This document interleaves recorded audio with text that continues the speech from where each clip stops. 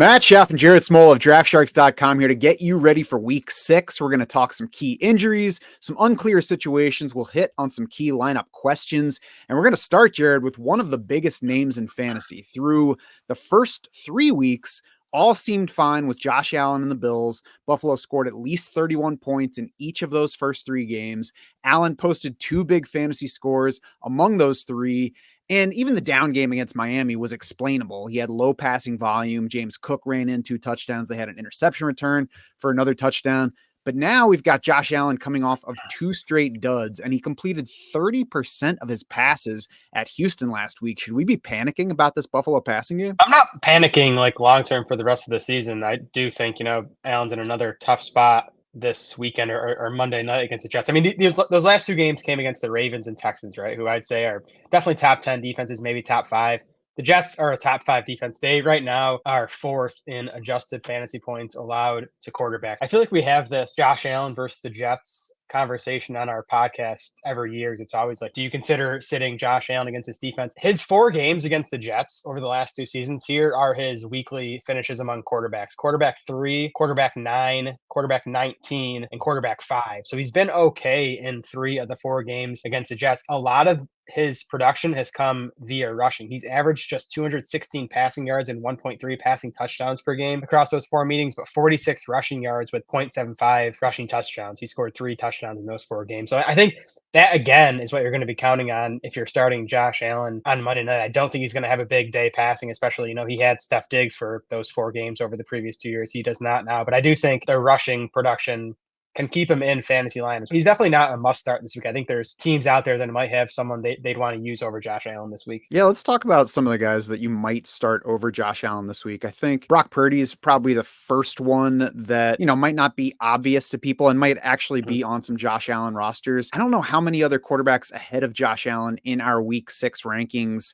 are realistically on Josh Allen teams. What about you? Maybe Jaden Daniels. Yeah, I was going to say Daniels. I know the draft forum was basically yelling at you to take Jaden Daniels anywhere after like round 7, even if you already had a quarterback. That's like how high we were on Daniels compared to consensus and ADP. So you're definitely starting Jaden Daniels if you happen to have him and Josh Allen. I think Brock Purdy and Jordan Love are the 2 guys who you could realistically have on Allen's teams. I would probably lean towards starting those guys over Josh Allen, I think, in their matchups. Purdy on Thursday night against a struggling Seahawks defense, missing their top corner for this game, and then Jordan Love against the Cardinals. I think both those offenses will just score enough that I feel like Purdy and Love are safer bets than Josh Allen this week even. And as you said, longer term, the good news about the last 2 bad Josh Allen outings are that they were at Baltimore and at Houston. They've at the Jets this week, which is another negative matchup. But beyond that, it looks much better. They're at home for Tennessee after the Jets game, then at Seattle, home for Miami, at Indy, home for the Chiefs,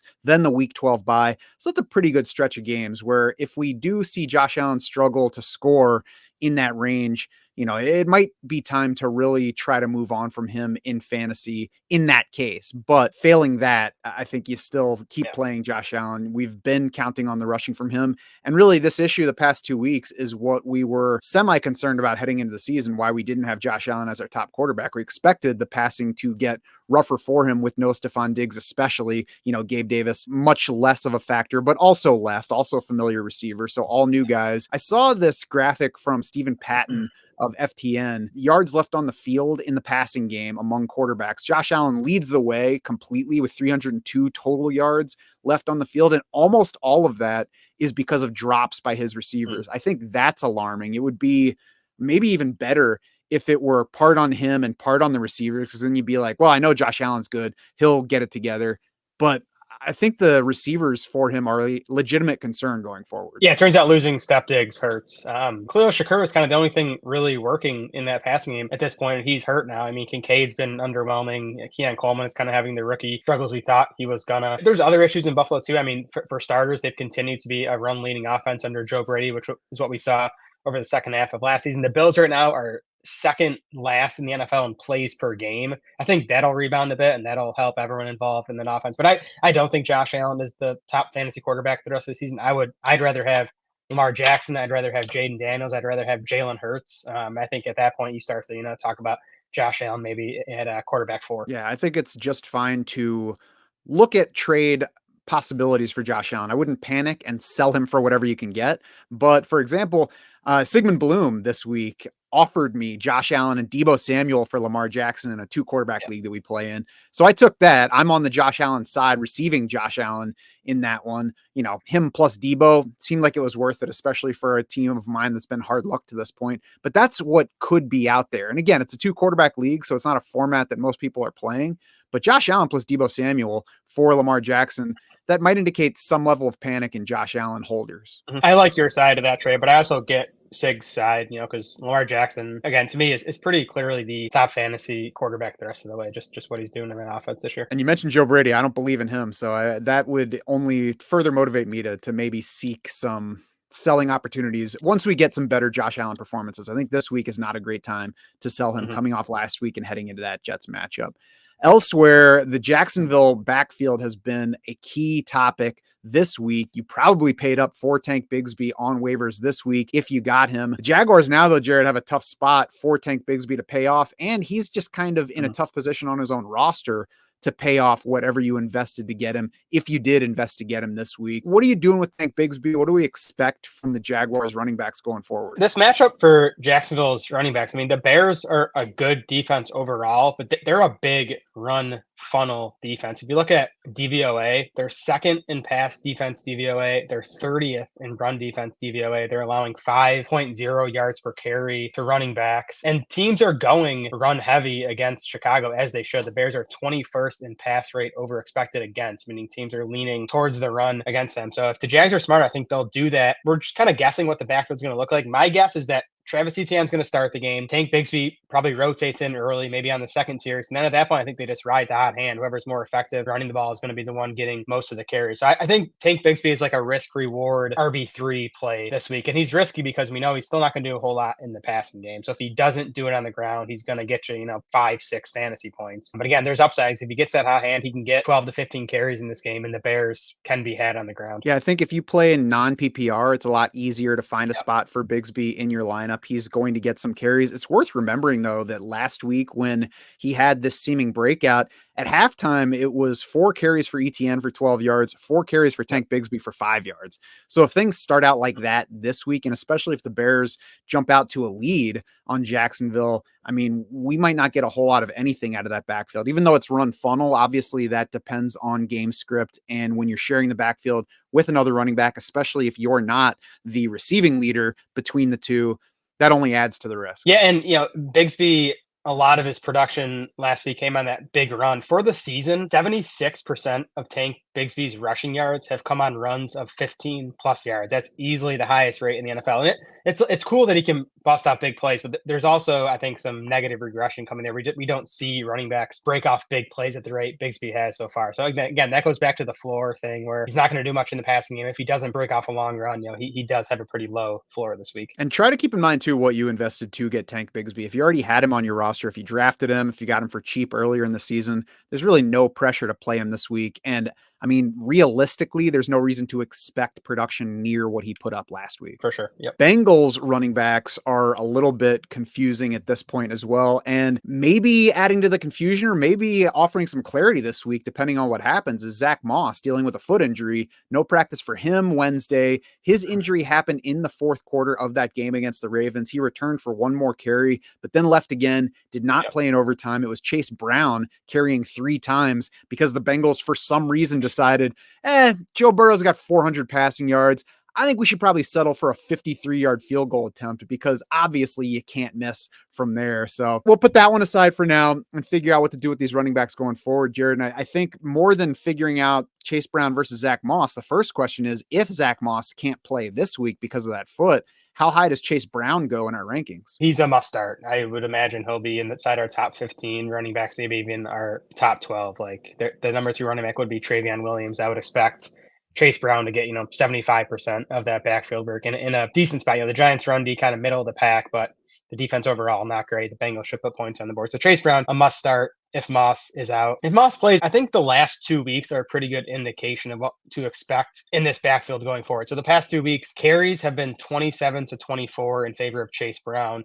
Targets have been 8 to 6 in favor of Zack Moss. And then Moss has 3 carries inside the 5-yard line to Chase Brown's too. So I think you maybe have Brown doing a bit more of the early down stuff. I think the Bengals still trust Zack Moss more in the passing games, but he's probably the favorite for targets. And then the goal line stuff seems like it might kind of just be split. Like whoever's in the game might get the goal line work. So I think they're going to be pretty equal in fantasy value going forward. Again, assuming health. And that's what we expected heading into the season. We're still getting a good bit more passing situation playing time for Zack Moss. So it seems pretty clear that the Bengals really don't trust Chase Brown protecting the quarterback, I would imagine, because they'll throw the ball to either guy. You just mentioned the targets are a bit closer than the playing time is.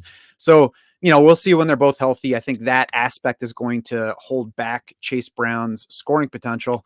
But all of it this week depends on the foot injury. And the Bengals don't have their bye until week 12. So this foot injury, even if Zack Moss is active this weekend, it's going to be worth watching, going to be worth keeping in mind for how you treat both Bengals running backs, because there's always the chance that he aggravates it further. So we'll see where that goes this week. Keep an eye on Shark Bites for updates on Zack Moss throughout. Another backfield that has an injured player is the Chargers, and it's Gus Edwards, and the Chargers are coming off a week 5 bye. So that makes it especially interesting that Gus Edwards did not practice at all on Wednesday with his ankle issue. He already set season lows in playing time each of the past 2 games, 35%, 25%. We'll see where the injury goes. We already knew that J.K. Dobbins was kind of showing the Chargers that he should be leading the backfield in touches, but what else do we take away from this Gus Edwards situation? Yeah, I'm honestly not sure the Gus Edwards injury is going to impact J.K. Dobbins much this week. Like we already have Dobbins projected to get, 60, 70% of the backfield work. That might get a slight bump if Edwards ends up sitting. Deeper leagues, if you have a roster spot, I would stash Kimani Vidal right now. I think, Edwards already seemed to kind of be getting phased out of this offense. Now he is potentially injured, and I think that could mean Vidal is the number 2 running back as early as this week. And if not this week, maybe in a few more weeks if Gus Edwards continues to struggle. So that probably wouldn't make Vidal a standalone fantasy option, but he'd be just a J.K. Dobbins injury away from being the lead back in this run heavy Chargers offense. And we all have recency bias. There's talent to like on Kimani Vidal. Just because he hasn't earned a role in the regular season doesn't mean that he stinks as a football player. If that were the case, the Chargers wouldn't bother having him on the regular season roster. So sometimes all it takes is these guys getting an opportunity. In our minds, they go from, oh, this guy stinks to, oh, I should have added him earlier. So it's a good situation to consider stashing him for nothing, seeing what happens. If nothing happens, we can always dump him again for somebody else that matters more. But if you just look at last week, Tyrone Tracy, Jalen Wright, each got opportunities that were not obvious heading into the week. Each paid off on those opportunities, and each is far more desirable as a fantasy asset right now than he was just 1 week ago today. So I think you got to keep the possibility of those things in mind when you're deciding who to add to your roster, especially in those stash spots where you don't need a starting option for this week. You got to think a few moves ahead. I tweeted that Kimani Vidal could be a good stash right now, and a couple people wrote back like, "Oh, yeah, moron. I'm gonna stash a 3rd string back who hasn't seen the field yet this year." And then in 2 weeks, Vidal is going to be like the headliner in all these waiver articles. So just try to get ahead of the game. You can stash Vidal right now for nothing. Where if he is the number 2 back in a couple weeks, he's going to cost you quite a bit more. Brian Robinson Jr. has been a lot better than a number 2 back in recent weeks, but dealing with a knee issue right now. He entered last week questionable with that knee issue after no practice Wednesday or Thursday and just a limited Friday. Played only 23 snaps in that game against Cleveland, about half what he normally does. 7 touches for 18 yards, but he happened to score twice among those 7 carries. So it looks like a big fantasy outing. Makes Brian Robinson look like a guy that you want to just go ahead and keep starting. But Jared, if he follows the same practice run this week as last week, he's got to be dropping down our week 6 rankings, right? Yeah, he's already probably lower than you might expect. Part of that is the knee issue. I do expect Robinson to play, but again, we'll see how he progresses throughout the week. And part of it is just this matchup against the Ravens. Washington, 6.5-point underdogs in Baltimore. The Ravens 3rd in run defense DVOA, 6th in our adjusted fantasy points allowed to running backs. They're allowing just 2.9 yards per carry to running backs this season. So I don't think you're going to get big rushing yardage out of Brian Robinson. Maybe he gets lucky again and scores a short touchdown. He's a guy, if I could help it, I would try to be benching this week in fantasy lineups. Yeah, and the Ravens, by the way, a much better chance to actually score points than the Browns did last week. So that could further press things away from Brian Robinson and more toward Austin Ekeler, who I saw in matchups that matter is more of a sneaky starter option this week, right? Yeah, I like him this week. The Commanders being underdogs. I don't think they're going to get much done in the running running game against Baltimore. And that just sort of feeds into, what Ekeler does. He's been the primary pass catching back, played about half of the snaps last week with Robinson dealing with a knee injury. So especially in PPR leagues, I think Ekeler could be a decent RB3 or flex play this week. Rico Dowdle helped your team big time if you had to start him week 5, because that's probably the only reason he was in most lineups. He has now caught touchdown passes in 2 straight games. That gave Rico Dowdle 2 more touchdown catches than Brandon Ayuk and Deebo Samuel combined through 5 weeks. It made him the RB22 in PPR in week 4, the RB3 last week. Yet Rico Dowdle is still just the RB33 in PPR points per game for the season. Jared, what are you doing with him this week? So you said he's RB33 in PPR points per game. He's 32nd in expected PPR points per game over the last 3 weeks. And I used the last 3 weeks because we have seen Dowdle capture a bigger piece of the rushing pie in Dallas those last 3 weeks. His carry shares the last 3 weeks, 50% of the carries, 48%, and then 65% in that game against the Steelers. But still, he's just 32nd in expected PPR points over the last 3 weeks. So that's what I would consider him. I consider Dowdle a RB3 going forward. I don't think you're going to get more than that out of him. He's just a mediocre player in a pass-leaning offense. So if you can get more for him in a trade right now, and you might be able to coming off the big game, I'd be selling Rico Dowdle. If not, again, I think he's okay to keep as an RB3. Yeah, I would be selling hard this week. It doesn't mean you give him for whatever you can get, but I would definitely shop him now coming off of those 2 weeks that make him look better than he is. I mean, if you're the choicest cut of steak at IHOP, you're still an IHOP steak, and that's what he is in this backfield. He's ahead of Zeke Elliott, but Zeke Elliott also played more snaps last week than he did the previous 2 weeks. So it's not like it just continued this trend of Zeke Elliott disappearing. And it's not like Rico Dowdle's actually a good player. So shop him hard now, see what's possible, especially to a running back needy team in your league. And he gets the Lions this week too, which a massive pass funnel defense. The Lions are second in adjusted fantasy points allowed to running back. So I think it's going to be a down week for Rico Dowdle. So if you do want to sell him, now's the time to do it before that Lions game. And you might say, hey, great pass funnel. He caught 2 touchdown passes the past 2 weeks. He hasn't exactly been dominating targets either, though. He's tied with Miles Sanders for the season in running back targets. So you can see Rico Dowdle listed as a sell in our week 6 trade targets article on draftsharks.com. You can see more of the passing details there, see more of the reasons that I and we believe he's a sell. Check out that article every week. You get new buy, sell, hold candidates in each one. And we also review the guys that we highlighted the previous 2 weeks. And I'm willing to admit when we're wrong about some guys and change our calls on them. Things are changing in Houston with the Nico Collins injury, and they're changing by the hour, it seems like. He went from day to day with the hamstring issue to week to IR to Jared. I'm scared to even check for the next update because I don't want to know what might happen to Nico Collins now. His injury obviously hurts CJ Stroud. You can't lose the number 2 wide receiver in fantasy, the league leader in receiving yards, and feel no impact at quarterback. The opportunities are obviously there for others. What are your reactions here all around in the Houston offense? Yeah, so starting with Stroud, this is amazing. I looked up, Stroud when targeting Nico Collins this year, 12.6 yards per pass attempt. Pretty good. Targeting everyone else, 6.2 yards per pass attempt. That's going to come up. He's not going to average 6.2 yards per attempt over this next month, but it's obviously a big loss for CJ Stroud. He has an okay matchup against the Patriots this week, who've not really been that good against pass, but Stroud is outside our top 12 quarterbacks. So I think he might be, around low end quarterback 1 territory, maybe just outside of it for the majority of these games without Nico Collins. So that's CJ Stroud. I mean, Steph Diggs and Tank Dell, obvious beneficiaries when, Nico Collins leaving behind 24% of Texans targets, and really even more than that because he left early in last week's game. He was up around a 27% target share, I think, coming into last week's game. So a lot of opportunity to go around. Tank Dell should be the bigger beneficiary, I think, because he's the guy who can do more of the downfield stuff that Nico was living on. Tank Dell obviously has been a massive disappointment so far. A lot of that has been the usage. His target share is down. His average depth of target is way down.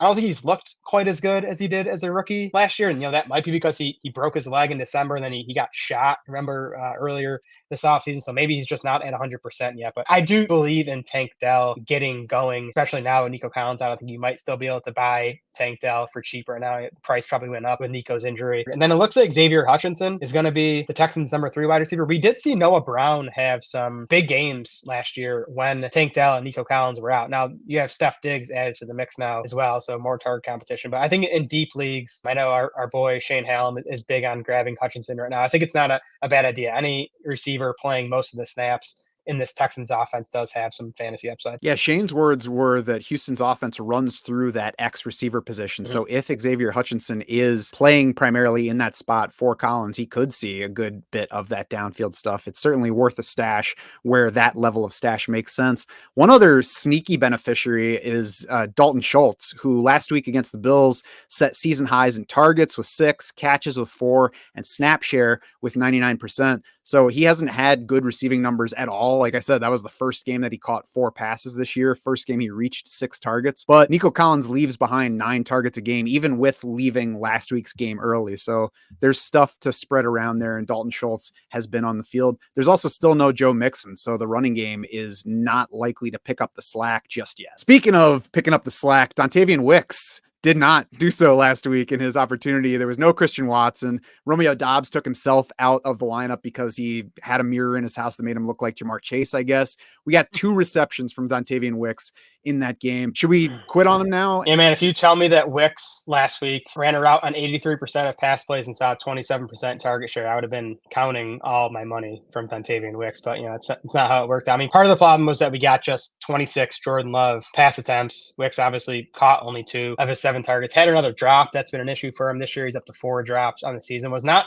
a problem last year, so I do think he'll get that ironed out. The big thing here with the Packers receivers is that Christian Watson returned to a limited practice, kind of surprisingly, on Wednesday. So if Watson ends up playing on Sunday against Arizona, I think Dontayvion Wicks is off the table as a fantasy option because we don't know how much he's going to play. I wouldn't want to use Christian Watson in his first game back either, off what was reported as a high ankle sprain. So at that point, we'd just be down to Jaden Reed as the Packers receiver to trust. I do think Wicks is still in play as a wide receiver 3, though, if Watson remains out, just based on the playing time and again the targets that he saw last week. Yeah, I agree. He led the team in targets last week, so the production was disappointing. The role was what we were hoping for.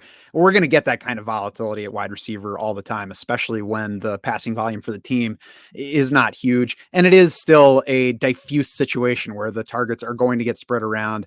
Opportunity is not an every week thing for Green Bay wide receivers. It's a rich offense. It's still an offense that I want pieces of. And the matchups look pretty good coming up. They're home against Arizona this week, which is a good matchup for the passing game. Home against Houston next week, which we talked about. That's been one of the very good defenses so far, but it also has some high scoring potential to the game. We'll see about that one. At Jacksonville the week after that, against the Lions in Green Bay. The following week, that's a pass funnel defense, and then a week 10 bye. Don't give up on Wicks just yet. Colts receivers, we'll see what the picture looks like there, because we thought the biggest issue that was going to be facing them was getting Anthony Richardson back this week or next week instead of Joe Flacco at quarterback. Then somewhere between the game and yesterday, Michael Pittman managed to contract a back injury that might land him on IR. Their bye is not coming until week 14, so that only increases the chances that he hits IR. How are you reacting to this whole situation in light of both the QB return and Michael Pittman's injury? Lots of moving parts here. We can't, fully break it down at this point because Pittman's going to be out at least this week. Probably, it sounds like at least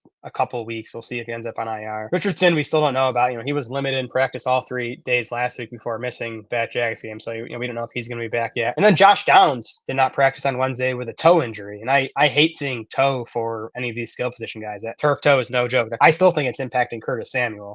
He hit a turf toe in August. So Let's hope so. That's a potential issue for Josh Downs. So we're just gonna have to see. I mean, Michael Pittman leads the Colts right now with 37 targets, 25% target share. That has dropped to 23% with Josh Downs back over the last 3 weeks, but we're still talking about a big part of this passing game. Lots of targets to be spread. Josh Downs would benefit if he's able to play with Pittman out. But Josh Downs is already at a 27% target share over the last 3 weeks. I'm not sure how much higher he can go, especially because I still don't think he's going to be playing in 2 wide receiver sets for the Colts. He's still been around like 70-75% of the routes because he's only in there in 3 wide receiver sets. So I think Alec Pierce and A.D. Mitchell are really going to be the ones to pick up most of what Pittman leaves behind. I think Pierce and Mitchell, both wide receiver 4 options if we get Joe Flacco in this game. If it's Anthony Richardson, which we're projecting right now, Pierce and Mitchell are more in wide receiver 5 range. Just tough to trust the passing inefficiency with Richardson in there. Is there a more Anthony Richardson ideal setup though than Alec Pierce on one side and Adonai Mitchell on the other, and he can just drop back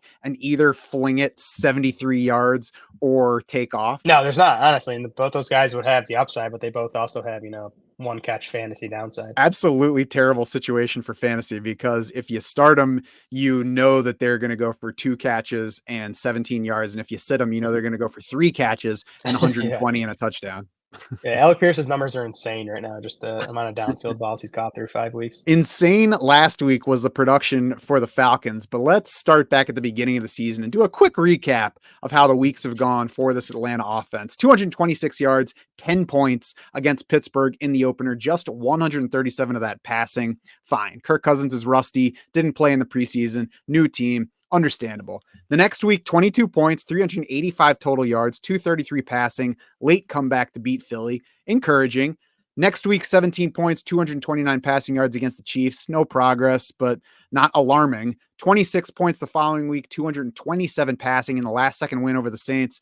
That's starting to look like a pattern on the passing front. I mean, all three of those games in very similar range. Maybe we just shouldn't expect big stuff from Kirk Cousins and this offense. But last Thursday night, big stuff is what we got. 477 passing yards, 36 points in an overtime victory over the Bucs. We had huge games for Kirk Cousins, Drake London, Darnell Mooney, a nice outing for Kyle Pitts, absolute crap for Bijan Robinson. Jared, how do I parse all of this for week 6? And so a few things with the Falcons. I think Kirk Cousins, just to my eyes, has kind of progressively looked better each of these games. I mean, week 1, he looked like he wasn't going to last the month of September. And, these last 2 weeks, I think he's looked back to 90% of, prime Kirk Cousins. And I think as a result of that, the Falcons have really leaned into the pass. They were just 54% pass over the first 3 weeks of the season. Week 4, 71% pass. Week 5, 78% pass. And those weren't like games where they were playing from way behind, right? They wanted to pass the ball. I think that makes sense when you look at the personnel. If this is a pass-heavy offense going forward, I think, Cousins becomes a quarterback 1 spot starter. Drake London, top 10 fantasy wide receiver. I think Darnell Mooney can be a weekly wide receiver 3. I mean, he has a 22% target share. If he can stay, even at 20% in a pass-leaning offense, and Mooney is a good enough player where I think he can be a wide receiver 3. Pitts is the one I'd be selling right now. Nothing with his usage changed in that game last week. He still saw just 13.6% of the Falcons' targets in that game. Is just a game where Kirk Cousins threw it 50 plus times for 500 yards. If you can find someone in our league who thinks Pitts is, a top 5 fantasy tight end again coming off that game, I would definitely be selling him right now. Yeah, especially if you somehow manage to get 2 usable tight ends in your league. I think that makes sense. Darnell Mooney is an interesting asset because he's sitting at wide receiver 15 for the season in PPR right now. I certainly don't think that Darnell Mooney is going to finish at wide receiver 15, but he's a hold in our buy sell hold report this week as opposed to a sell, because I don't think anybody's going to look at that and think, yeah, Darnell Mooney is a top 20 wide receiver the rest of the way. So the way that he produced Thursday night and the way he sits in season long rankings makes him look like a classic sell high. But I think that you should hold on to him for now. You can always test and see if somebody is willing to buy him at that level. But I think with Drake London, with Kyle Pitts, with Bijan Robinson, everybody knows there are a bunch of other guys in Atlanta. So I think that you're not going to get the return. And I think you're probably best off holding Mooney right now and seeing where this offense goes over a couple more realistic offensive games. Yeah, me too. Again, I think I would need like wide receiver 2 type value in return for Mooney to trade him, which I doubt you're going to get, maybe. But if not, I would just hold him because I do think he can be a wide receiver 3 for you most weeks. And should we be worried about Bijan Robinson? I mean, it is what it is now at this point, I guess, right? Like, we know he's not going to get the bell cow workload that we thought might be possible that would have given him a chance to, be the fantasy RB1. He's, getting more like low end RB1 usage. The efficiency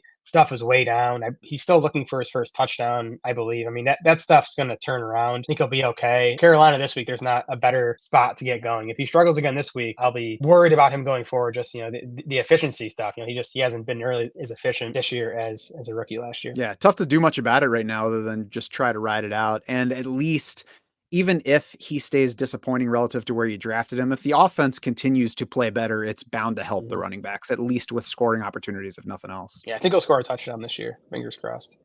Yeah, it's a solid bet. And, we look for the busts in the first round every year, Jared. I think it might just be every running back going forward. We should just say that every year. Every running back that you're drafting in round 1 is a bust this year. Even the wide receivers in the first round, a lot of them are hurt or disappointing right now. So it's just don't draft anyone in the first round. Just start in round 2. Yeah, trade your first round picks. That's the bust. If you're trying to make sense of that Atlanta offense or anything else in fantasy, we've got lots of content and tools to help you do just that every week at draftsharks.com. Check out, in no particular order, Jared's matchups that matter, his weekly usage article, dynasty updates from Shane and Kevin, weekly trade and waiver articles, and of course, our industry-leading tools that sync directly with your team and your league to give you personalized advice on trades, on waiver moves, on lineup setting, and much more. You can get all the insider information at draftsharks.com and let us be your unfair advantage.